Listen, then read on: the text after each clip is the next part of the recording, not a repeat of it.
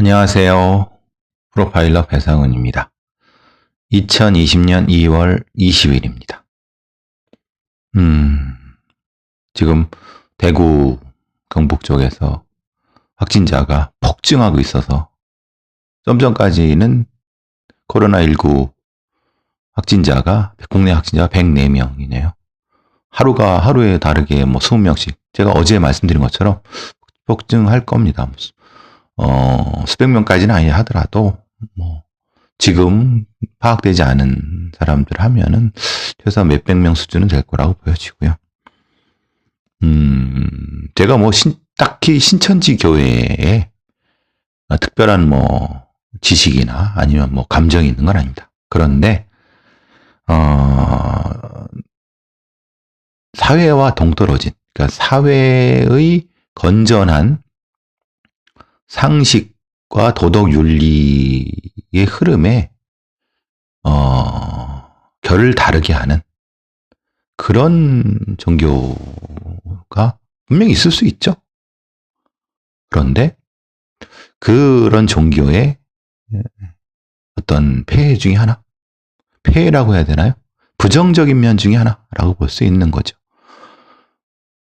지금 신천지 교회의 예배, 그리고 예배만이 아니라 그 행위 때문에 대구가 지금 봉쇄되는, 그러니까 대구를 국가에서 봉쇄하는 건 아닌데 대구 거리에 사람이 나와 있지 않다는 거예요. 그리고 좀 전에 바로 코로나19 국내 첫 사망자가 발생을 했어요. 요건 아까 그거하고 좀 다른 결과일 수도 있겠지만, 근원이 다를 수 있겠지만은, 대구, 경북, 서울 쪽도 그렇지만은, 거리 자체에 사람이 없다면, 그건 병에 걸려 죽는 거나, 굶어 죽는 거나. 그러니까, 건전한 상식을 갖는다는 게 얼마나 중요한가라는 것을 뼈저리게 우리가 느끼게 하는 겁니다. 자, 그렇다고 제가 특정 종교에 대해서 어떤 특정한 비난하거나 그런 건 아닙니다. 그렇지만은 결과적으로 그렇다는 얘기죠. 오늘 고의정에 대한 1심 판결이 나왔습니다. 무기징역입니다. 근데 제가 앞에서 계속 이제 고의정 재판이 진행되면서 계속 말씀드렸던 것, 그리고 지난번 결심 공판에서 판사가, 그러니까 이제 그 고의정 쪽 변호인이 한 번 더 기회를 달라고 해서 사실 조회를 국과수에 요청을 하고, 그래서 마지막 지난번 최후 변론과 최후 이 진술을 할 그때 재판장이 물었다는 거. 재판장이 고의정한테 한 3가지, 4가지 정도를 물었어요. 그때 저는 이제 방송 들어보시면 알겠지만 상당히 의심하고 있구나. 이건 집회 행동입니다. 재판장의 이 행동은 재판장의 결론을 유추할 수 있는 행동입니다. 만약에 무릎 묻지 않았다고 하면 이미 결론이 났다는 거예요. 그죠? 머릿속에 결론이 났으면은 굳이 질문할 이유는 없겠죠? 그리고 굳이 질문할 이유가 없기 때문에 굳이 기일을 잡아주지도 않았겠죠. 그죠?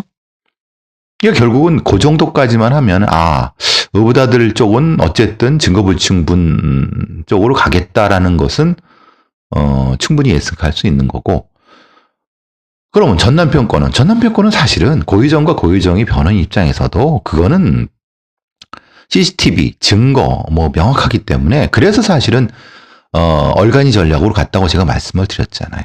근데 그 얼간이 전략도 제대로 다 한 건 아니지만, 그래서 제가 이제 이 무기징역 판결, 1심 무기징역 판결을 났다고 했을 때 딱 드는 생각은, 요거는 고의정의 6대4 정도의 판정승이다라고 얘기를 했어요. 아니, 무기징역을 받았는데 무슨 판정승이야, 고의정이. 검찰이 이긴 거지. 천만의 말씀입니다. 생각해보세요. 이 정도의 CCTV와 이 정도의 그 혈흔 패턴 분석과 이런 증거 정도를 가지고, 그죠? 가지고 유죄를 못 받아내면 그건 등신이지 그게 제대로 된 겁니까? 그러니까 보통 사람의 입장에서는 뭐 그렇지만 검사, 검찰 그리고 제주경찰의 입장에서는 어떻게 보면 되게 당연한 겁니다. 이게 본전이죠, 본전. 그렇지 않습니까? 본전이죠. 생각해보세요. 사람을 잔혹하게 살해하고 시신을 그냥 뭐 이루 말할 수 없이 뭐 잔혹하게 훼손을 해갖고 이건 뭐 오온춘보다 더 심하게 아주 그냥 거의 가루를 만들어갖고 찾지도 못하게 했을 정도인데 그러면서도 뻔뻔하게 그 자기가 오히려 피해자인 양 하는데 당연히 사형이 나와야죠. 그렇죠? 무기징역이 나온 것은 결국은 우리가 무기징역을 종신형이라고 생각하면 안 됩니다. 우리는 종신형이 없습니다. 그러니까 이거는 검찰의 입장에서는 아쉬움, 검찰과 경찰의 입장에서는 아쉬움이고 피해자 유족 쪽에서는 대단히 분노하는 정도?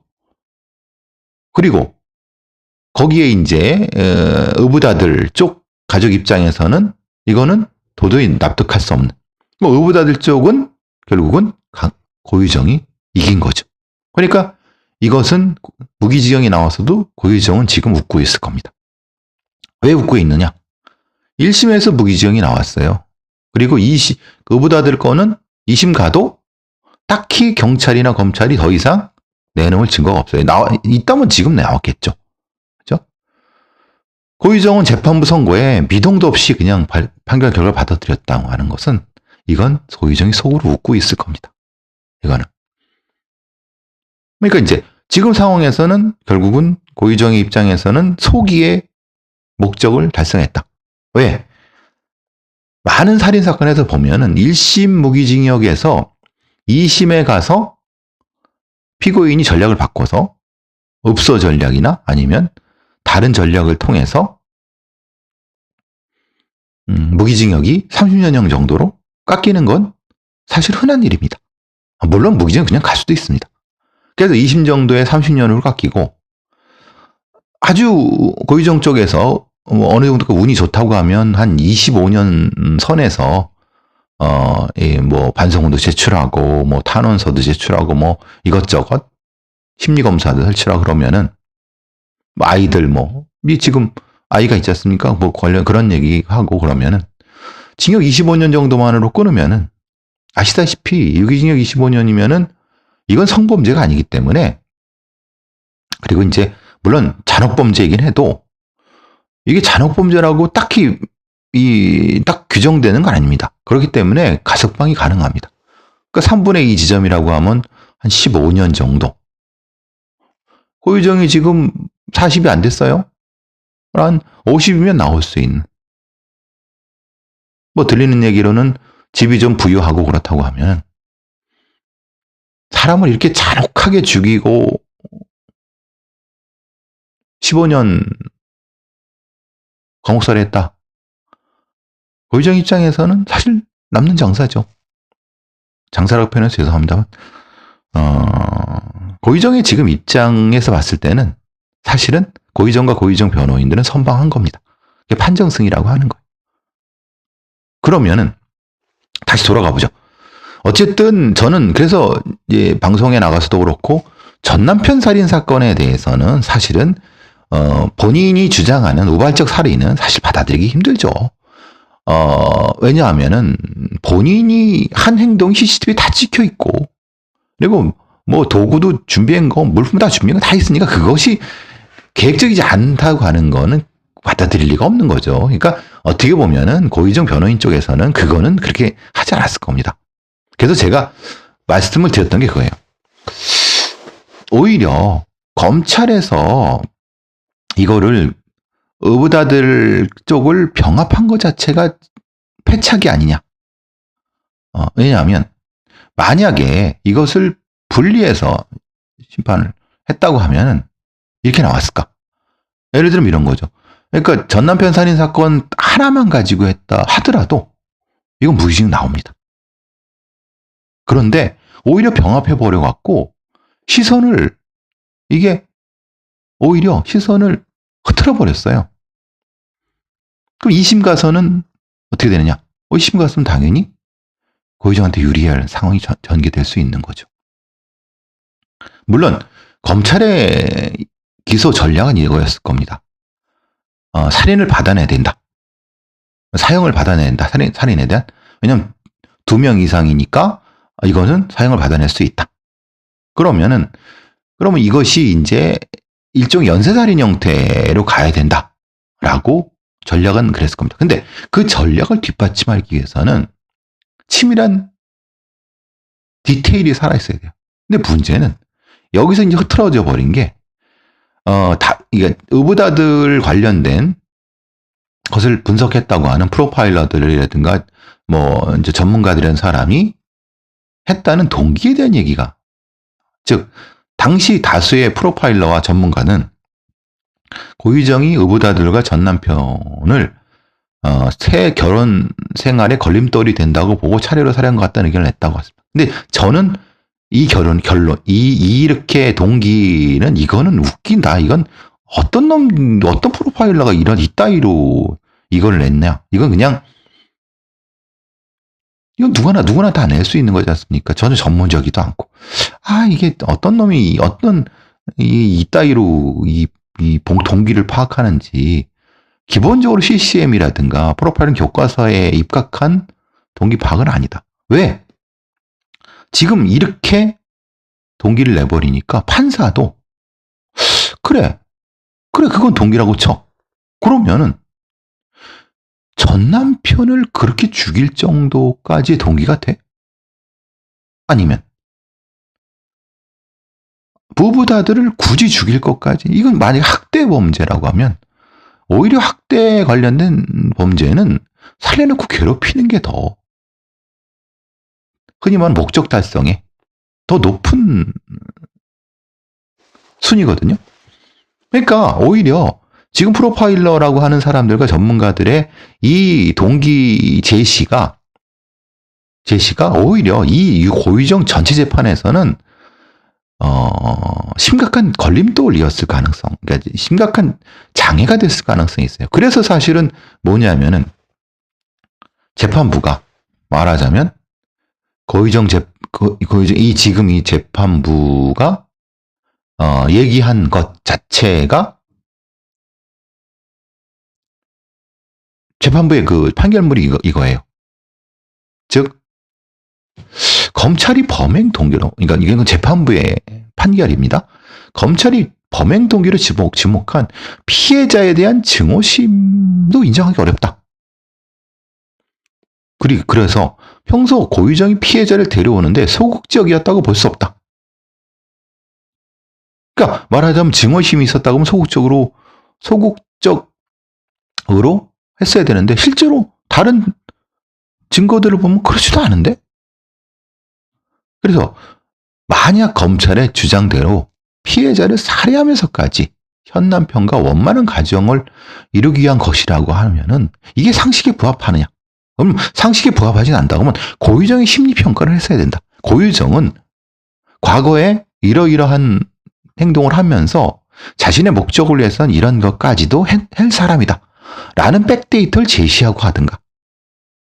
그러니까 결국은 전 남편의 살해에 대한 동기와 의붓아들의 살해의 동기를 좀 억지로 무리하게 엮어갖고 넣다 보니까 재판부 입장에서는 전 남편은 동기가 의미가 없죠. 왜냐하면 이건 증거가 나오니까 그거는 동기 자체가 의미가 없으니까 결론을 내리면 되는 거였고, 의붓아들은 이거는 직접적 증거가 없기 때문에 동기를 찾아야 되는 거예요. 동기로 가서 추정할 수밖에 없는. 근데 이게 안 맞는 거예요.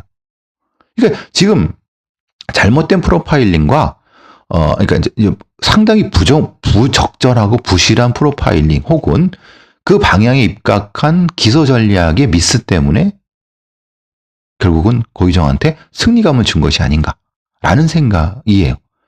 물론 이 재판부도 고민을 많이 했어요. 그러니까 일단 동기부터 어긋나니 뭐가 틀어졌죠? 아닌 것 같은데? 그러니까 다른 정황 증거들, 예를 들면 수면 유도제를 먹인 거 아니냐? 근데 아니 의붓아들도 역시 감기약을 먹었지 않느냐? 애들 감기약에는 당연히 졸린 게 성분이 있는데 그걸 먹였다는 증거 자체가 없고 현 남편에도 먹였다는 증거 자체가 없는데 어떻게 그걸 유죄를 증거로 인정할 수 있냐? 또 빼고 그렇다고 보면은 논리적으로 의붓아들이 감기약 먹고서 취해 있었다. 그러니까 잠에 이렇게 빠졌다. 그러면 결국은 친아버지 다리에 누려 사망의 사항도 있지 않느냐라는 쪽으로 논리가 전개된 거예요. 그래서 마지막으로 제가 아까 말씀드린 것처럼 재판부는 지난번 마지막 공판 때 12차 공판 때 또 물은 거죠. 유산을 겪으며 불화가 생기자 의붓아들 살인 계획을 세운 거 아니냐라고 물었어요. 사실 이거는 재판부가 질문할 필요가 없는 거였어요. 왜냐하면은 그때 의문을 가지고 있었다는 거거든요. 재판장의 입장에서는. 그러니까 이때부터 이제 아마 이 의붓아들 아니 그 이전에도 여기서 그럼 뭐가 문제냐? 뭐가 문제냐?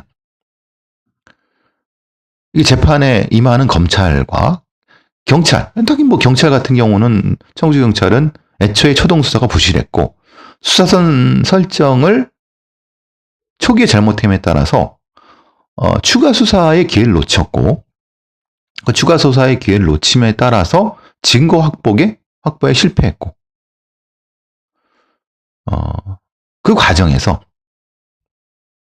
그것을 만회하기 위해서 좀 무리한 수사를 통해서 기소가 된 거 아니냐 이런 비판도 받는 거고 그럼 이제 여태까지 흔히 말하는 검찰이나 경찰 특히 이제 청주 쪽에 경찰이나 아니면 계속 흘린 거 내용들 그러니까 뭐 디지털 포렌식을 통해서 여러 가지 뭐 내용이 나왔다 뭐 흔히 말하는 현 남편의 잠버릇을 이렇게 언급했다는 내용부터 시작해서 여러 가지 그러니까 검찰에 유리한 쪽에 흘린 것들 그런 디지털 포렌식은 사실은 뭐예요?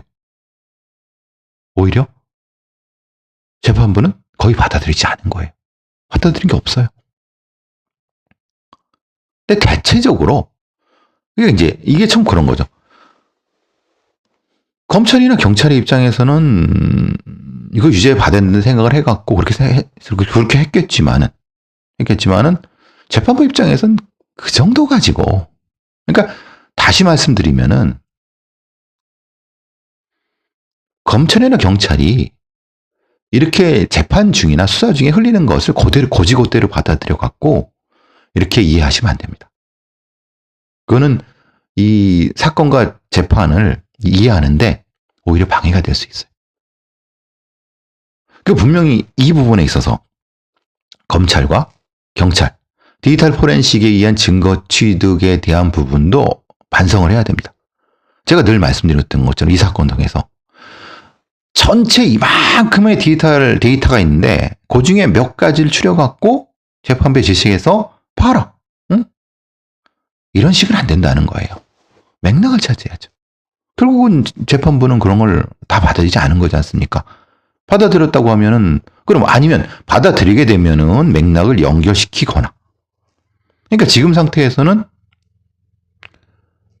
의붓아들 관련된 수사하고 재판은 이건 개판인 겁니다. 이건 분명히 이 기소 전략을 짰던 검사나 수사를 했던 청주경찰 쪽에서는 분명히 2심에서 이것을 반성해서 충분히 보완을 하든가 아예 그러지 못할 것 같으면 공판검사를 바꾸거나 이거는 이렇게 그냥 가면 안 됩니다. 더 특별한 형태의 어떤 이 증거라든가 이게 없는 상태에서 2심 재판부가 1심 재판부에 그걸 없는다? 천만에 그건 있을 수가 없어요. 오히려 2심 재판부는 더 엄격하게 봐요. 지금 의붓아들 살인 사건을 이 정도에서 하면은 이건 있을 수가 없습니다. 단 제가 이제 언급한 부분이 분명히 있어요. 그거는 그렇게 하면 안 되고 동기로 가지 말고 증거 중심으로 가야 되는 거 아니냐. 결국은 이 의붓아들의 어깨하고 아니면 뒤 머리 쪽에 났던 사진에 대한 정확한 분석, 그 분석을 통해서 어떤 방식으로 어떤 힘이 했는지 그 정도의 선에서 좀 더 현장 재구성을 하는 쪽이 오히려 이 2심 재판부를 설득하는데 도움이 되는 거지. 그 되도 않는 그 이른바 소위 말하는 범행 동기를 뭐 같이 살려고 하는 거 뭐 이런 거 경계선 기왕이 이따위로 하면은 이거는 논리적 연결이 안 되잖아요. 가장 답답한 부분입니다. 이게 그러니까 이거는 2심 재판부에 임할 때도 뭐 지금 항소하겠지만 이건 바꿔야 됩니다. 당연히. 그러면 고유정은 어떻게 할 것이냐? 고유정 입장에서야 이제 고유정의 입장에서야 이 의붓아들 쪽은 일단 넘어간 거고, 그러면 전 남편 부분에서는 변호 전략을 전 바꿀 거라고 봅니다. 왜냐하면 이 정도로 아무래도 증거를 가지고 그냥 부인하기는 어려울 것 같고, 그러면 계획은 한 것 같다. 그런데 그 계획을 하게 된 동기가 뭐냐? 그것은 아무래도 이 전 남편이 어땠다. 그러니까 전 남편의 부도덕성을 더 강조하는 방향으로 가거나, 아니면 그게 좀 재판부를 자극하는 할 것 같다. 그러면은 읍서 전략. 그러니까 흔히 말하는 반성문 쓰고 참여하는 전략으로, 그리고 아이도 있으니까 용서해달라는 식으로 반대 전략으로 갈 수도 있는 거예요. 고유정 입장에서 충분히 그럴 가능성이 높아요. 그러면은 무기징역에서 한 그레이드만 떨어져도 아까 제가 말씀드린 거로 성공한 거죠. 여기서 지금 걸리는 건 그거예요.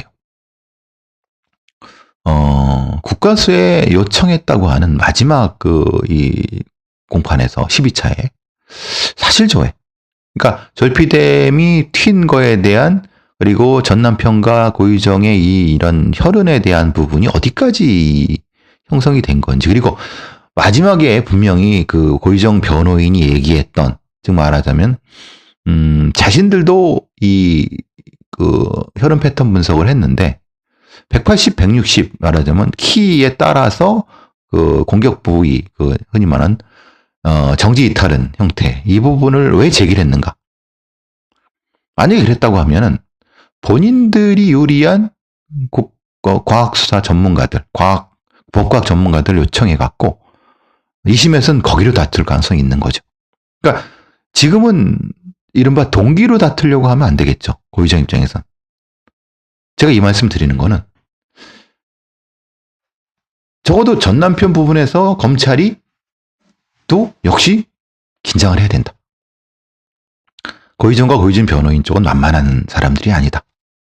라는 거예요. 그리고 다시 말씀드리지만 이전처럼 재판부, 판사들 대충 이렇게 뭐 여론 재판하고 뭐 이렇게 해갖고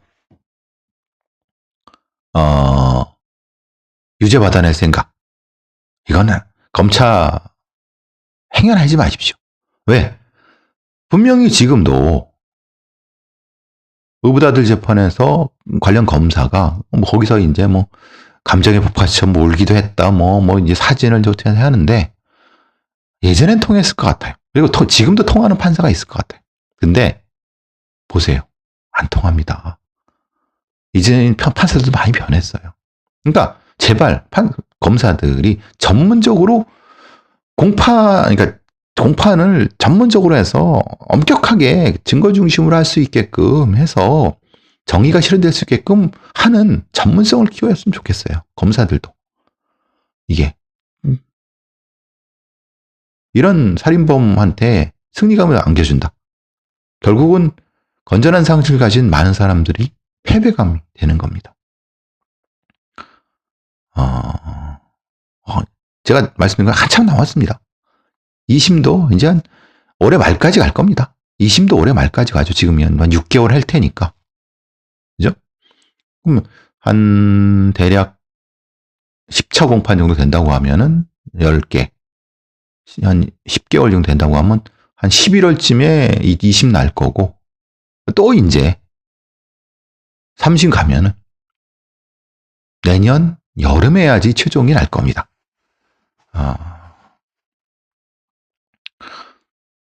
제대로 준비하십시오. 검사들, 그리고 경찰들. 지금 해온 방식에서 무엇이 잘못됐고, 전략이 뭐가 잘못됐는지 엄격히 판단해서 수사팀이나 검사팀에서 뺄 애들 빼고 새로운 능력 있는 애들 넣을 때 넣거나 아니면 뭐 다른 어떤 아주 치밀하게 준비를 해야 됩니다. 그렇게 허술하게 해서는 안 됩니다. 어쨌든 그리고 그러면 뭐 충북 경찰이 그 초기 수사, 초동 수사 잘못에 대한 그건 이제 결과에 따라서 징계를 해야 되겠지만은 아직은 2심이 사실심이 남았으니까 넣지만은 여러 가지 상황을 봤을 때 징계는 불가피할 것 같습니다. 물론 안 할 가능성이 높지만은 해야 된다고 봅니다. 책임을 져야죠. 책임을 지는 자세. 공직자는 그래야 되는 거 아닙니까? 어쨌든 그래서 이제 지금 언론에서는 고희정 의보다도 살해 무죄, 경찰 수사 적절했나라고 계속 이제 비판 기사가 나오는 거죠. 간접 증거로 유죄 증거 어렵다. 뭐 제가 계속한 얘기죠.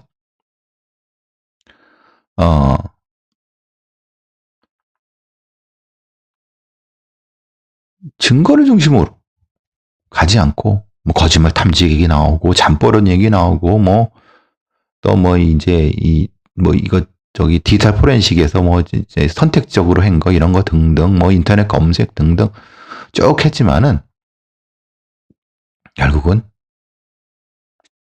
판사는 이제 그래도 제대로 된 판사는 그 인정 못 합니다. 어쨌든 그래서 이제 그 현남편 측 변호사는 반드시 국가와 경찰에 책임을 묻겠다는 얘기를 하고 있습니다. 자, 아주 좀 짜증나고 역시 삼성공화국이라는 서울행정법원의 결과가 나왔습니다.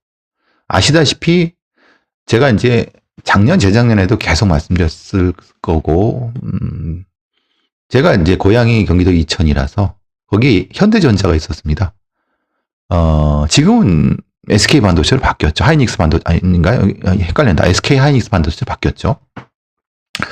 그러면서, 거기서 저 어렸을 때도 현대전자, 반도체 만드는 굴뚝에서 올라오는 거, 그리고 거기에 이제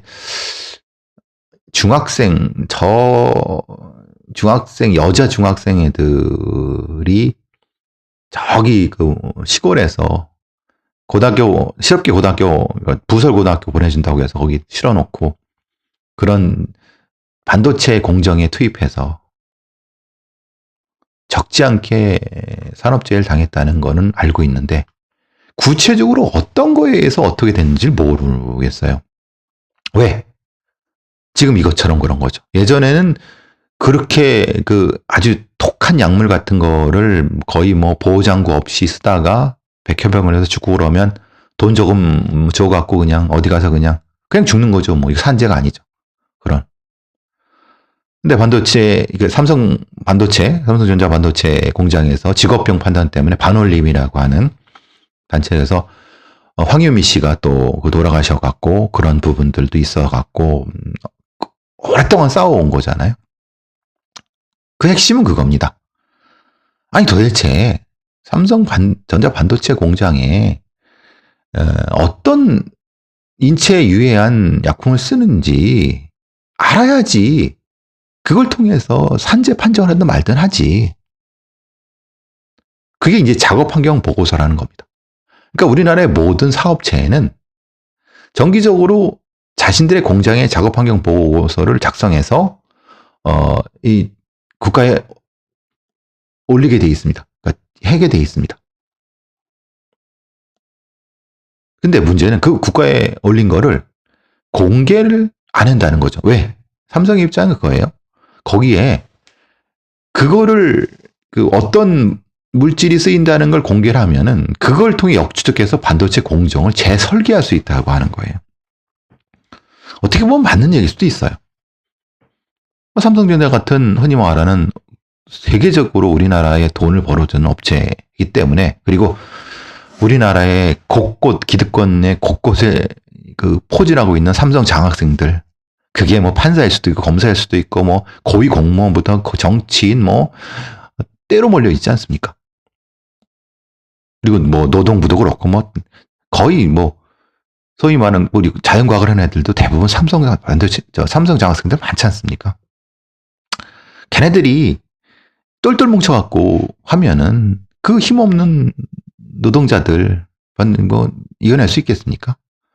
그럼에도 불구하고 여러 그 시민운동이라든가 이런 걸 통해서 이 정도까지 왔는데 결국은 또 서울행정법원에서 이 작업환경 보고서를 공개해달라는 걸 이제 못하게 패소를 한 거죠. 왜 그러느냐? 이유는 이 안에 들은 내용은 영업비밀이라는 거예요. 그리고 또 지난번 국가에서도 이 삼성 요 사업장은 소위 말하는 일종의 그 국가 핵심 기술에 해당된다고 해갖고 공개 못 한다는 거예요. 근데 이 전문가들 얘기도 분분하죠. 근데 그 전문가들 중에는 삼성 장학생들이 많이 있으니까 이 삼성 옹호하는 애들이 뭐 때로 몰려 있는 거고, 그래도 이제 좀 객관적을 유지하려고 하는 사람들은 아니 누가 다 공개하라고 하느냐. 좀 심각하게 위해대한 거 정도는 공개해달라. 그리고 그 배합 비율을 공개해달라는 거 아니지 않냐. 배합 비율도 아주 정교한 게 아니라 대략적으로 알려주면 되지 않느냐. 그것도 안 된다는 거예요. 이게 또 어차피 또 대법원까지 가겠죠. 행정부 소송이니까 한 번 더. 네? 삼성 역시 힘이 세죠. 준법감시위원회라고는 해괴한 조직도 만들어갖고 회복적 사법 웃기는 소리 하는 그런 것도 하고, 참 회복적 사법은요 청소년이라든가 아니면 이런 이 어떤 환경 때문에 어쩔 수 없이 범죄를 하게 된 사람을 도와주기 위해서 하는 사법이지 이런 재벌회장을 위해서 하는 거는 아닙니다. 그런 회복사법은 없습니다. 있다고 하는 거죠. 그러니까 무기는 거죠. 있다. 형량 깎아주려고 하는 거죠. 왜? 5년 넘어가면 실형 받아야 되고, 그거 받으면은 물어줘야 될 민사소송도 엄청나고 그러니까 마찬가지입니다. 지금 이 반올림 쪽에서 제시한 부분에 대해서 그럼 이렇게 되면은 삼성 반도체 공장에서 죽어나간 사람들이 왜 죽어나가는 줄 모르니까 산재 보상을 할 수가 없는 거예요.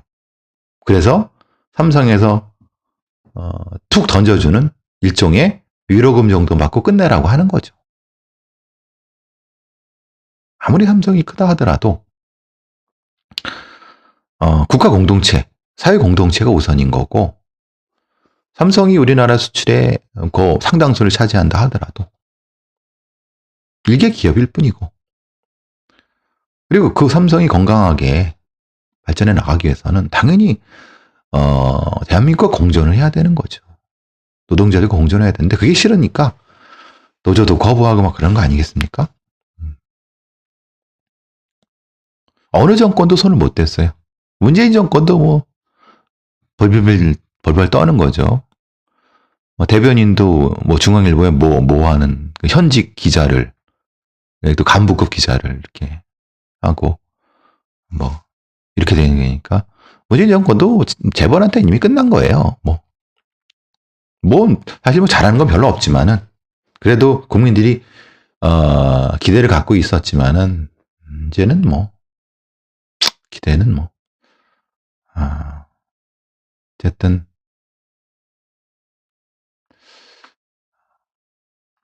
국회 구성이 바뀌고 새로운 사람들이 들어와서 이 삼성공화국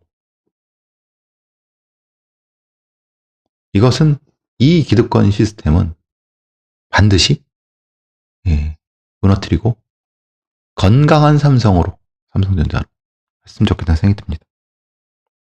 관련돼 갖고 사실은 뭐 제가 할 얘기는 아닌데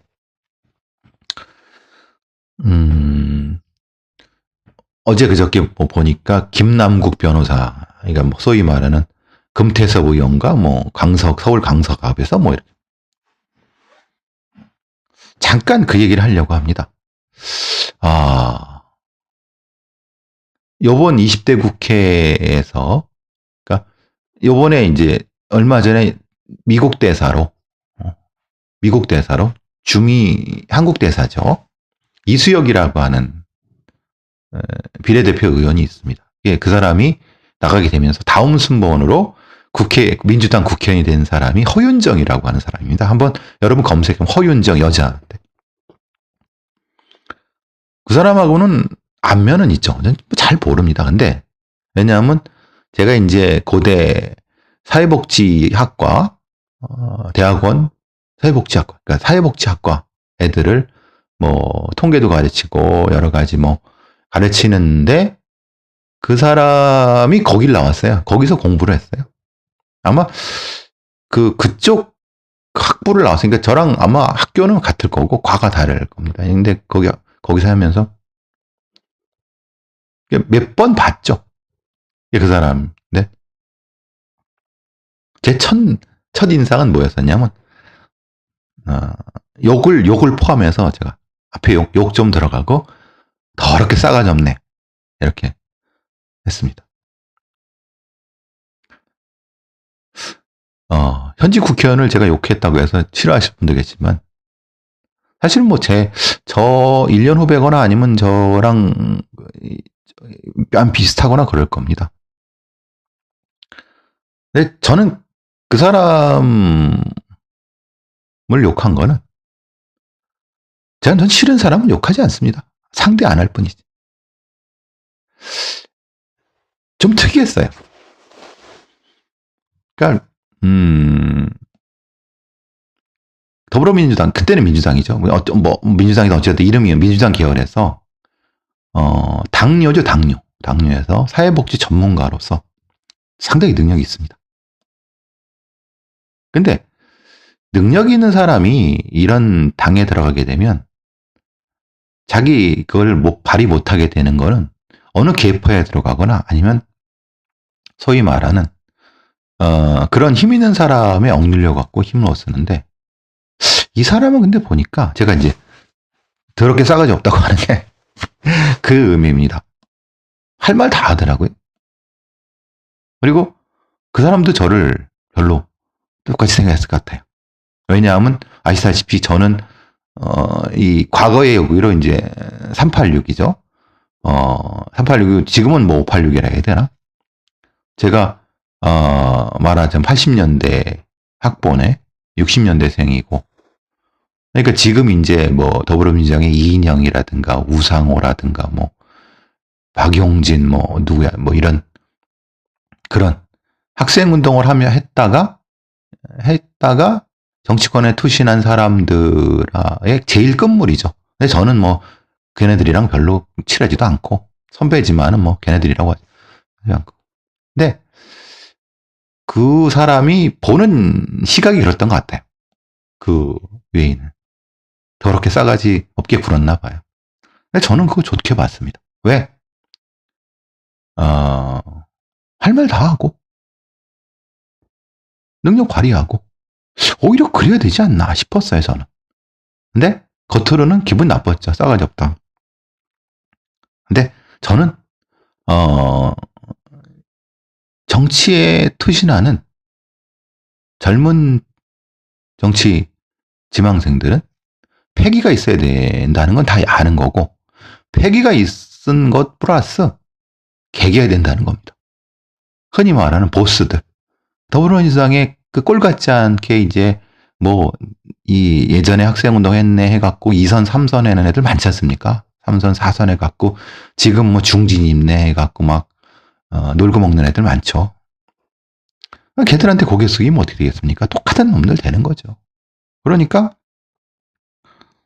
제가 자유한국당에 이런 얘기를 안 하잖아요. 왜냐하면 걔네들은 상대할 필요가 없는 애들이니까.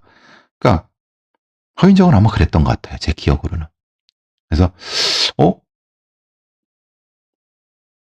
기분은 나빠도 뭐를 하긴 할 여자구나. 하긴 한 인재까지는 아니어도 뭐 제목은 되겠다 이런 생각을 그때 했었어요. 아니나 다를까 뭐 이것저것 하면서 그 사람은 프레임에 능한 게 아니라 숫자에 능하더라고요. 그게 무슨 말이냐면 정치인들은 프레임에 능해야 된다고죠. 딱 감각적으로 프레임을 늘 짜고 빼고 그래서 근데 이 사람은 숫자에 능한 것 같아요. 그러니까 사실 숫자에 능하다는 건 우리나라의 그 이 여러 가지 행정 같은 경우는 대부분 공무원 조직에서 다 이미 성안돼서 국회로 옵니다. 그 안에서 합리적으로 아니면 어떻게든 숫자 몇 개를 조정해서 어느 부처에 주고받고 타협하고 이걸 할 수 있는 사람이 필요한 거예요. 근데 예전에 그 소위 말하는 386, 586 그런 정치인들은 프레임에 강해. 거기까지 큰 거는 하는데 작은 건 못해.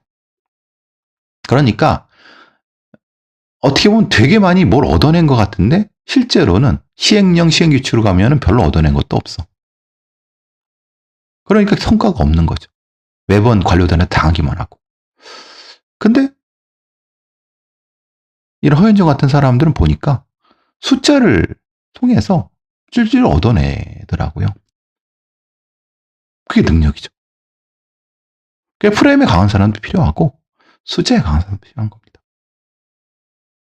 하여튼 그 생각이 나갖고 며칠 전에 국회에 뭐 이렇게 국회의원 됐다고 선서 국회의원 뭐 기껏해야 뭐 지금 2달밖에 안 하지만 60일밖에 안 하지만 그건 뭐 어딥니까? 60일이어도 국회의원이 할 수 있는 일이 얼마나 많은데. 그러니까 그 생각이 나갖고 불뜻 나갖고 그 생각이 했어요. 근데 그거를 제가 김남국이라는 사람하고 연결한 게 그겁니다. 김남국이라는 사람이 30대고 패기 있게 나가는 거 다 좋습니다. 저도 뭐 그게 이제 금태섭 의원의 말처럼 조국 프레임으로 갇힌다라고 뭘 했는데 저는 그건 아닌 것 같아요. 어차피 그 프레임은 경선에서 부딪힐 거고 당내 경선이지 않습니까? 그럼 그 얘기잖아요.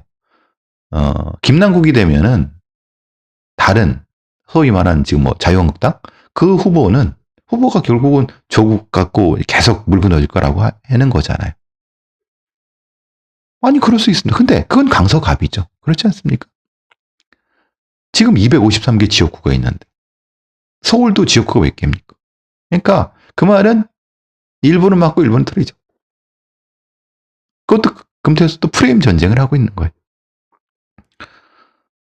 그러니까 결국은 뭐 어떻게든 경선을 하게 해. 아니 뭐 머리 부딪힌 깨지건 하는 거죠. 그렇지 않습니까? 해갖고 대신 많은 30대인 김남국한테 그런 얘기를 하는 거죠. 많은 그 소위 말하는 뭐 학생운동에 해다가 정치인이 됐던 아니면 전문적인 어떤 변호사를 하다가 투신을 했던 뭘 하든 그 사람들이 나중에 한 몇 년 뒤에 똑같이 되는 것은 뭐냐면 그 패기와 계김을 잊어버리고 자기만의 어떤 걸 못 찾아갖고 똑같이 되거나 아니면은 그들의 수족이 돼갖고 이제 쓰임이 끝나면 퉁 뱉어지는 거죠. 그죠? 저는 표창 의원도 쓰임이 그러니까 퉁 뱉어졌다고 보는 거예요. 김남국 30대의 정치 이제 지망생은 그러지 않았으면 좋겠어요. 패기 있게 나가서 끝까지 개기고 또 없고 두려울 게 뭐가 있습니까? 제 30대 때는 두려울 게 뭐가 있습니까? 하면 되는 거지. 안 그렇습니까? 그렇다고 해서 제가 김남국이라는 사람을 옹호하거나 뭐 이런 건 아닙니다. 근데 이 시대의 청년 정치인들은 그래야 된다. 그리고 그런 사람이 많아야지. 그리고 그런 20, 30대가 많아야지. 우리 정치가 바뀌는 거지. 나이는 20대, 30대인데 하는 행동은 개파 보수의 말만 겉으로는 뭐 소위 말하는 정치개혁 나고 생각해 보십시오. 옛날에 한나라당 뭐 이때 원희룡 지금 제주지사 정병국 뭐 이런 사람들 있지 않습니까? 나름 그때 똑똑하고 패기 있고 젊고 그래갖고 그 보수적인 어떤 거에 새바람을 느끼라고 생각했는데 오히려 해는 짓은 생각해 보세요. 오히려 더 꼴통짓 하거나 오히려 더 엉망. 자기가 또 근데 또 자기가 또 보수도 안 돼. 그런 그거는 지금 여야나 다 똑같지 않습니까? 우리 정치가 바뀌려고 하면은 그런 계기이 필요하다. 쓸데없는 얘기한 것 같아요. 제가 할 얘기는 아닌 것 같은데.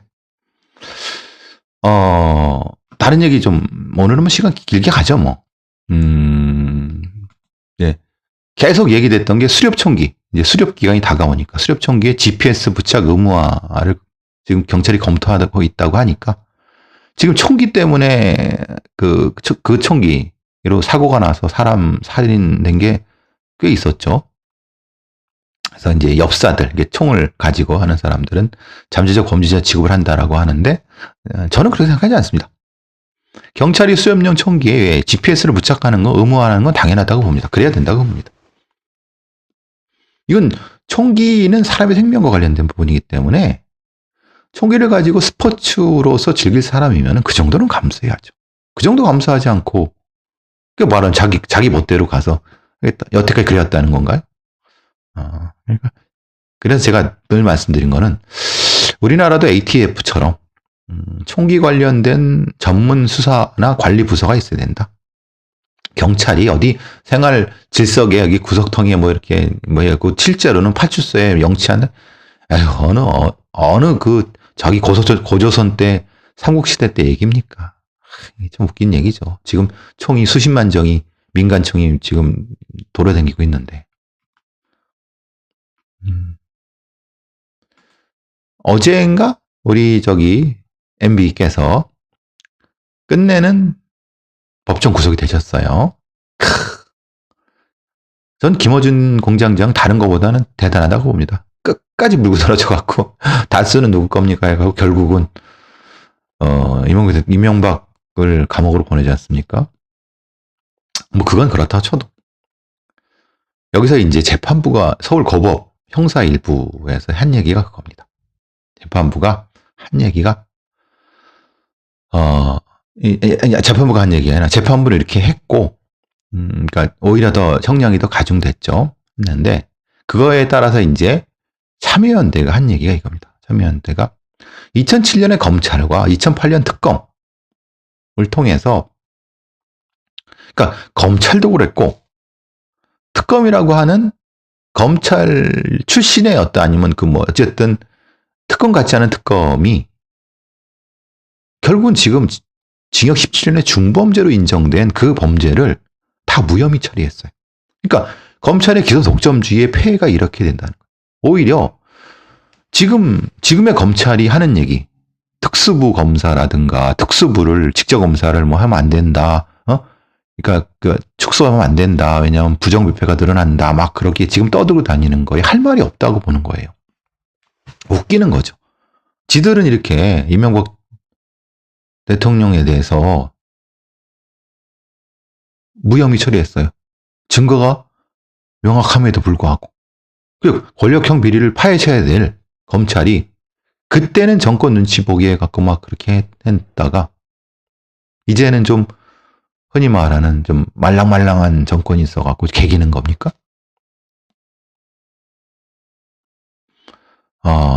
결국은 검찰이 스스로의 반성을 안 하는 거예요. 과거에 소위 말하는 그랜저 검사 무슨 떡값 검사 무슨 검사 별 자정 능력이 있습니까? 그래서 검찰 개혁을 하려는 거예요. 그런데 이제 목숨 걸고 맞고 있죠. 부끄러움을 모르는 겁니다. 추미애 장관은 지금 이제 검찰 고위 간부를 감찰한 대검찰청 감찰 3과를 신설한다고 하는데, 글쎄요. 이런 것도 필요하죠. 전방위적으로 권력을 가진 자들을 감시를 해야 되죠. 공수처도 있어야 되고 자체 감찰도 해야 되고, 대신 과거에 잘못된 것처럼 감싸주고 제 식구 감싸기 하는 이런 검사들은 필요 없다. 그러면은 대검의 감찰, 고위 그 검사들을 감찰하는 감찰의 인력은 사시 출신이 아닌, 오히려 변호사가 아닌, 같은 밥그릇을 공유하는, 법대를 나오지 않은 전혀 출신이 다른 사람들을 임용하고 채용하고, 그리고 그들을 보호하는. 왜 보호한다고 하는지 아시죠? 제가 늘 말씀드린 것처럼 검사들이 무소불위의 수사 기소권을 가지고 있으니까 자기들을 감찰하려고 한 사람을 수사해버리면 어떻게, 지금 문제가 그거지 않습니까? 공수처 검사를 검찰청 검사가 수사해버리면 자기 사건을 수사하는 이게 난장판이 되지 않습니까? 마찬가지입니다. 디테일이 살아있어야 된다는 거예요. 악마는 디테일이 있다고. 대검 감찰 3과에 고위검 검사들을 감찰한다고 하는데, 그 감찰하는 사람들의 구성이 인적으로 검사들과 밀접하다. 비슷한 학교를 나왔고, 비슷한 사법연수 기수고, 동네가 비슷하고. 그럼 되겠습니까? 그런 거 빼고, 이른바 상피제도, 기피제도, 그리고 그러려고 하면 차라리 변호사 자격증이 없고, 아니면은 법학 교수 출신도 아니고, 오히려 경찰에 있는 수사관 출신, 이거나. 그래서 그 사람은 신분을 보호하는, 최소한 관련된 부분에 대한 기소는 엄격하게, 그러니까 그 사람이 어떤 문제가 있었다는 기소는 다른 방식으로 기소를 할 수 있게끔 하는 그런 보호장치가 있어야 돼요. 검사를 감찰하고 검사를 감시하는 사람들은 그 대상으로부터 해코지를 당하고 보복을 당하지 않기 위해서는 별도의 보호장치를 둬야 된다. 추미애 장관이 제 이 말을 깊이 가슴에 새겼으면 좋겠지만은, 글쎄요. 제가 보기에는 추미애 장관은 성동격서식으로 막 찔러보는 것 같아요. 이것도 하고 저것도. 정신 못 차리죠? 대검의 그 검사들이. 글쎄요.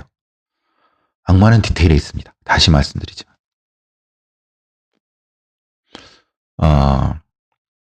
오늘은 뭐 이것저것 많이 했네요. 어제 그저께 난 것 중에 이런 건 있습니다. 상당히 조심하셔야 될 게, 어떤 초등학교 앞에 자동차가 쓱 지나가는데, 거기에 이제 자동차를 차고 있던 어떤 놈이 소위 말하는 바바리맨이었던 겁니다. 바바리 코트를 입고 노출증 환자였죠. 착. 아이들이 기겁을 하고. 근데 이제 잡고 나와 보니까 얘한테 적용할 법규가 공연음란죄밖에 없어요. 이거 기껏해야 벌금밖에 안 나옵니다. 해봤자 집행유예예요. 근데 이 아이들이 그 범죄로부터 감당해야 되는 범죄 피해는 막대하죠. 한 사람이 아니지 않습니까? 그러니까 이건 우리나라의 법 시스템, 이런 특히 공공의 안전을 위해 하는, 결과적으로는 작지만 그 작은 것이 수백 명의 경우와 관련된 법체계는 법률가들이 생각이 없어요. 정치인들도.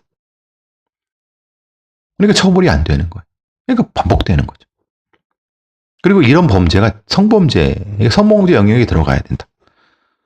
엊그제 이제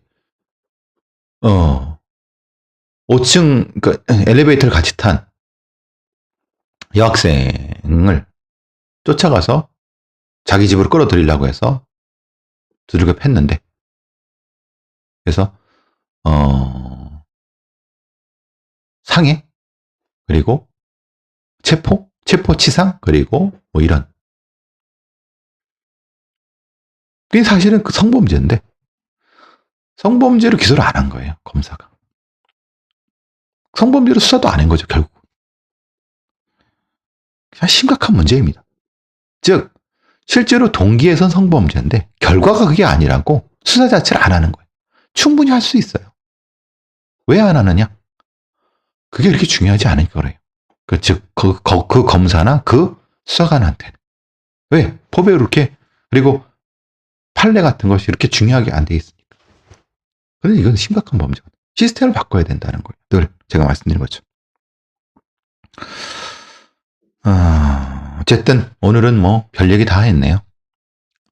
실명이 나온 것은 뭐 정치인 실명도 나오고 그랬는데, 저는 다시 말씀드리면 개인적인 감정은 없다. 그냥 제가 옛날에 뭐 간단하게 인연이 있었던 거 잠깐 말씀드리고 뭐 그랬다는 거 정도 오해하지 마시기 바라고요. 자, 여기까지 하겠습니다.